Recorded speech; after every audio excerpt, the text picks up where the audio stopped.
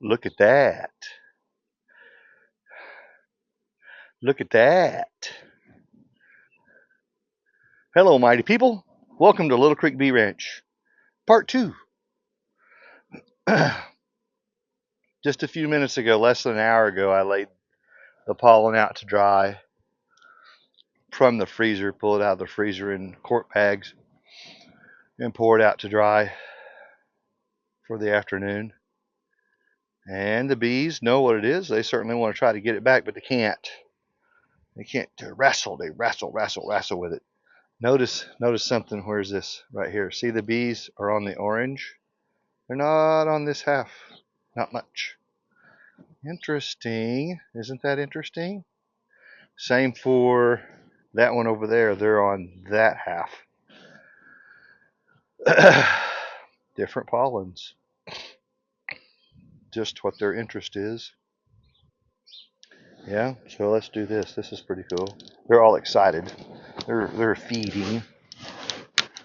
Oh, move it down. There we go. Now, check this out. Down. Come on, Kendall. You can do it.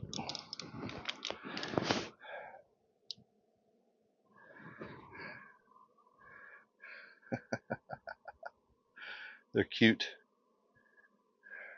I think it's kind of cute. I'm gonna let you watch them there for a second. I've got to go get something.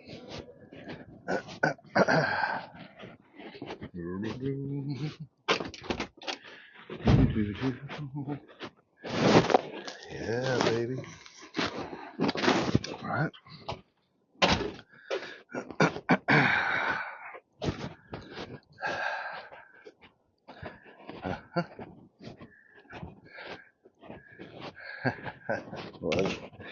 Love it.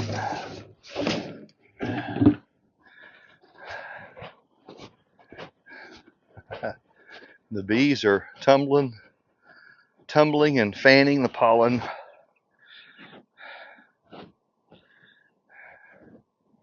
They'll do this all day. Let's go up. See if we can get a good shot there. Looking at the middle tray.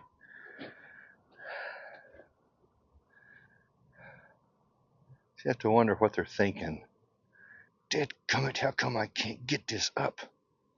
They're trying really hard, boy. And some of them, I see some of them have pollen on their legs, you know. They're coming in to...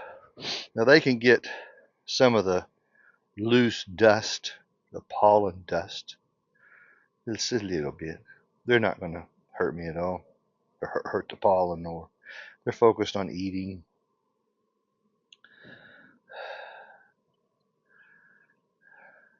What I do like is they're helping to dry the pollen. They're just by the beat of their wings and moving air over the surface of the pollen, they're helping to dry it. But it is cool to watch. This is very normal in fall time. Springtime, not so much. They got so much food in the field. They're like, whatever. But this in fall time, and we have been really dry, so there's not a lot of nectar rolling right now. I really probably need to put a bucket of hibiscus tea out, make up a 5-gallon bucket of sugar water, but we'll boil some dried hibiscus flowers in a quart jar and shake it real good, let it cool, and then pour it through a strainer into a 5-gallon bucket of sugar water. Mix it up and go feed it at the feeding station. Yeah. I got bees all around me, but they're not. They're just like, yo, dude, help us get this up. They're not mean, or they're not attacking me. Or honeybees, I think, are different than a lot of people think, and newer people, or curiosity watchers. Not really going to be beekeepers, but people think bees are pretty cool. All right, let's go over here. Different look. Right here. It's pretty cool. Pretty cool look. Look at him.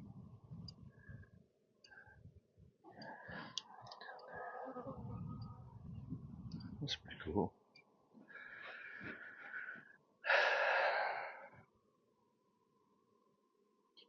Now, if I come in and shake it, a few come up. The hard part is if they still do this of the evening, we'll go maybe to 4 or 5 o'clock.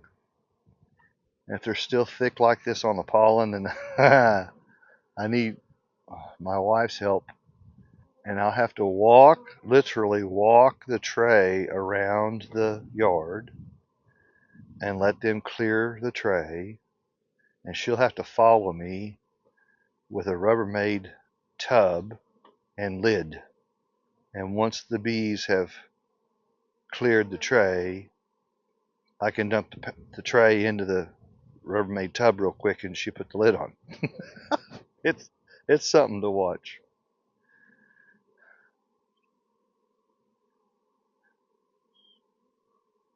Yeah, pretty cool, man. I could sit here. If you're a baby boomer, this is like the lava lamps on the TV, you know? That's how I was raised. My grandparents had a lava lamp on the TV. You just sit and watch those bubbles move. That's the wildest thing. This is like watching a lava lamp.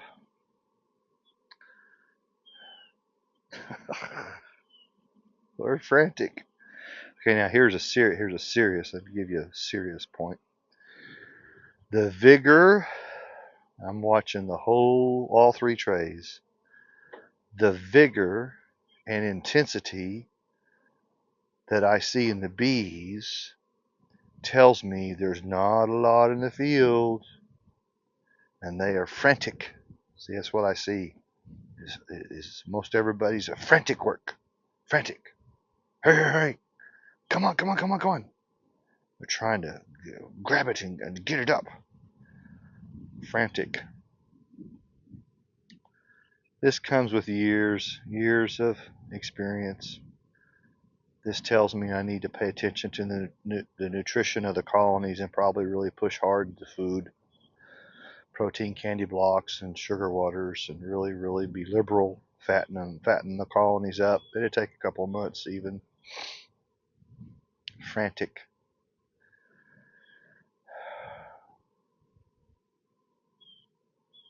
This is our 20th year of beekeeping. It doesn't seem like it. Speaking of which, if you're thinking about being a beekeeper, very worth doing, I think, my opinion. Recession proof, depression proof, war proof. Bees don't care about that stuff. Bees just be being bees, man. And I think that's really cool. Security. Security for the bees. Security for the beekeeper. People will always want pollen. They will always want honey and byproducts of the bees. Doesn't matter. Up or down, good or bad, they will always want the products of the bees. I like that. No layoffs here, man. Here's the challenge, though. 5 years. You're on probation for 5 years. People don't want to. Pride comes into that. No, you can't be proud and be a beekeeper. You got to be humble. Shake that one. Shaking our crate. Doing shaking our crate. 5 years. Okay, come out again. Let's see. Let's come to the middle. 5 years. If you can hang for 5 years in beekeeping and learn your mistakes and have a good coach, a really dedicated coach, you might stand a chance long-term beekeeping because the learning curve is really high. It's just the way it is. It's the learning curve that blows people out the second or third year. Oh, this is just getting real expensive. I can't keep doing this. Once you learn what you're doing, yeah, man, gotta learn. Yeah, 5 years. Because you use last year's mistakes and you go, well, this year I'm not doing that. 5 years. That's why one of the reasons we developed a personal advisor program, a coaching service. Pretty cool. The members and students tell me that they like it. They particularly like the conference calls at the end of the month. I like that. Hold a conference call with everybody at the end of the month. If they can't make it, that's cool. I'll record it and send everybody a recording so they can listen to it later. I send them a newsletter out on the 14th of the month with tips and tricks and strategies. That's pretty cool. And you got to work at it. Beekeeping is people, sometimes they'll call me and say, I just want a hive for the garden. Okay. Yeah, that doesn't work well. You got to commit. You got to commit yourself. And you got to find a purpose. Like Billy Crystal said in City Slickers, I found one of these. I've got one of these now. A purpose. A purpose. You got to have a purpose, man. I like the strategies in beekeeping.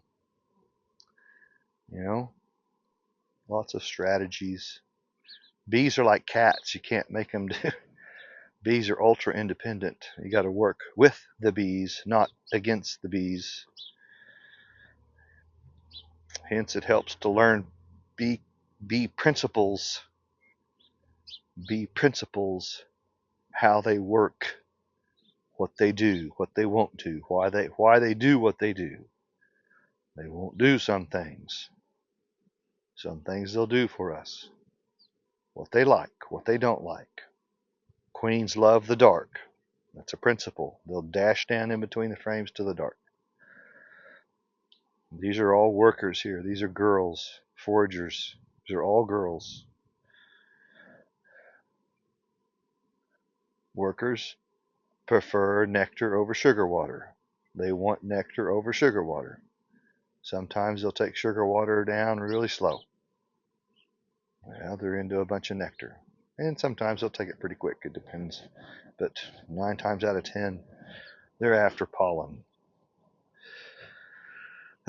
Lots of bee principles.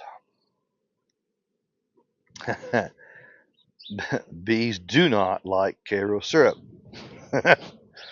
Well, my first year, I had a bottle of Karo syrup in the pantry forever. And I poured it in a quart jar and added some water to it and shook it up. I thought, oh, I'm going to go ahead and feed that to the bees. And they took it down. I was so proud of myself. And I came out the next day and I looked at the opposite end of the porch. And I see some stringy stuff coming off the edge of the porch. Like it was stringy. What is that, water? What is that? And I got down there and looked really good. And they were coming to the opposite corner of the porch and spitting it out. They had decided, no, we don't like that. It's kind of embarrassing for me, but I learned something. Wow, they don't just eat everything. Nope, they're selective. Notice, and here's my point. I can't tell you why. Look at this tray. How come there's no bee? The very few bees here, but they're all focused over here. You should pay attention to stuff like that. There's a few bees, but the majority is up there. Interesting, huh? Same for the far tray, but opposite ends. The bees are down here, and they're not focused up here so much. The plant, where it comes from, what they like, the time of year. That's right. Okay, so let me come down here, back again. This different coloration you see was from a different part of the year, earlier in the year, probably May, June. But the gold stuff has been in the past month. Interesting, huh? See? Until somebody points it out to you, maybe not even pick it up, not even catch that. Nothing bad. Nothing bad about it. Okay, let's see it again.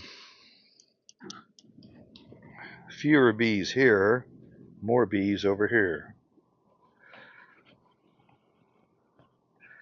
We will bring, when we harvest pollen, we will bring it up here. And we filmed a lot, made lots and lots of pollen videos.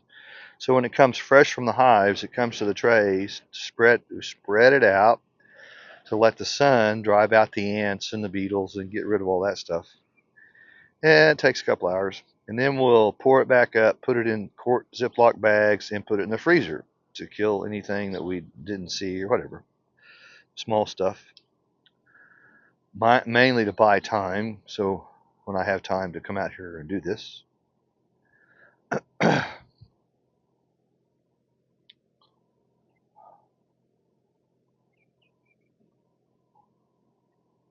And then the bags build up in the freezer, and you go, dang, I got to get some pollen. And this is the last of the, hopefully, the last rounds of the pollen for the season, because there's a bunch of bags. I want to say 2, 4, 6, about 8 or 9 bags in the freezer, and I had to get them out, move them on. It won't hurt them to stay in there over winter. I just get it processed. So cool. And I've had a lot more bees on the trays than this, like a cloud. There will be a cloud over the table, and you'll go, what the heck? They're just excited. That's all. It's just like a bunch of kids found a candy store. Look at what we found. They'll go get their sisters, and then they'll come back in a herd. Look at what we found. The hives are only 70, 80 yards away from us. Cool stuff, huh? You can just sit here and watch them all day. Man. Whoops. Yeah. Isn't that interesting? I think that's very interesting. There's a few on the lighter stuff. Mostly the goldenrod. That orangish gold. Alright, man. Cool stuff. If you're new to our channel, thanks for coming. Thanks for taking the time to watch. If you think we're pretty interesting, click like and subscribe and share and all that cool stuff. Try to get our numbers up. I don't edit stuff. I just film it, teach it. I don't have time for that. So you get it kind of raw as it is, unedited. All the mistakes. That's how it really is, man. Check our website out, littlecreekbeeranch.com. There's a lot of stuff, a lot of cool stuff there. If you got questions for us, you can text us or email us. Our contact information is on the face page of the website at the bottom. Look at that. I got too much to do today, but how cool is that? So this is what current time, still October 15th, 2025. It's noon, straight up noon. Getting warm today, about 85, so that'd be good. The pollen will get dried out. All right, more coming. I'll let you go. See you later.